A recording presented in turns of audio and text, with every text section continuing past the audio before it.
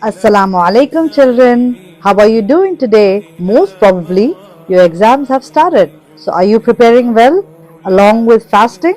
May Allah grant you success of both the worlds. Ameen inshallah. We have successfully entered the second half of Ramadan. Alhamdulillah.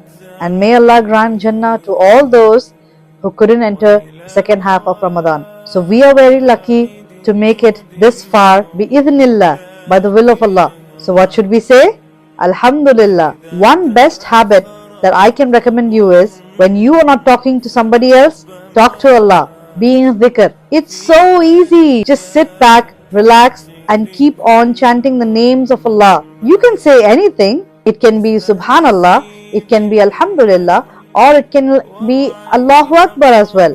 You don't need to think what to say. Being in dhikr can always keep you in Allah's protection, and you are gaining rewards just by sitting and chanting His names. Or you could easily send the durood on our beloved Prophet Muhammad sallallahu alaihi wasallam. Did you say salam to your parents? Did you go press your mother's back? Did you go press her head? Did you spend time with your parents? Did you speak good words to your parents? If you got all the answers in yes, then you're truly blessed, mashallah. So let's begin the 12th story and the 12th hadith.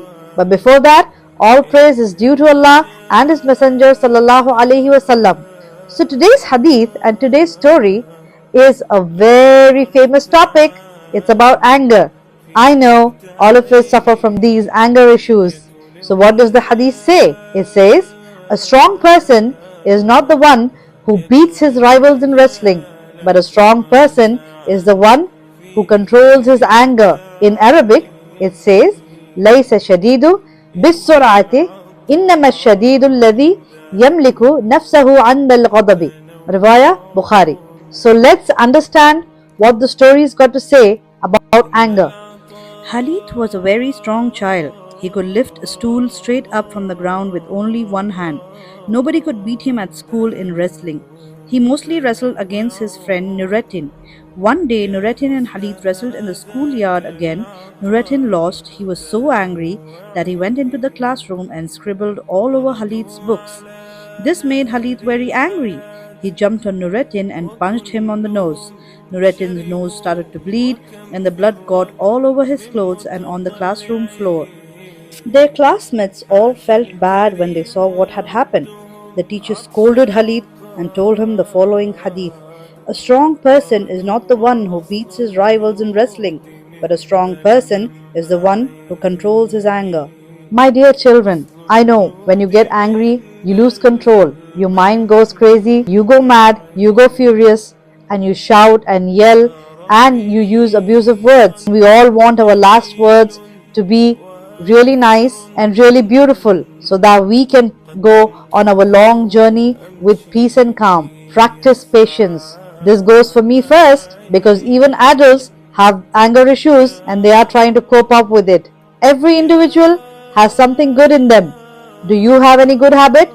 Then make that good habit overpower the bad habit, that is the anger. Because when you are angry, you don't know what you're saying.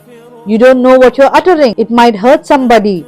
It might break somebody's heart. So starting from me, I would like to ask for forgiveness to all those whom I have uttered anything in anger. Because as I said, do you remember that you need to be strong to ask for forgiveness? So if you have broken somebody's heart with your anger and with your tongue, go and say sorry, because that's the best thing you can do, and especially during Ramadan. Since I got a lot of queries saying that I should be making my episodes in Urdu as well, so inshallah the next episode will be in Urdu with English subtitles. So my dear children and the parents who are watching along, treat your anger first and then treat your child's anger, because anger is haram in Islam. Everything that I said goes to me first. So whenever you preach, you have to practice first. So let's keep repenting and let's work on ourselves and on our anger.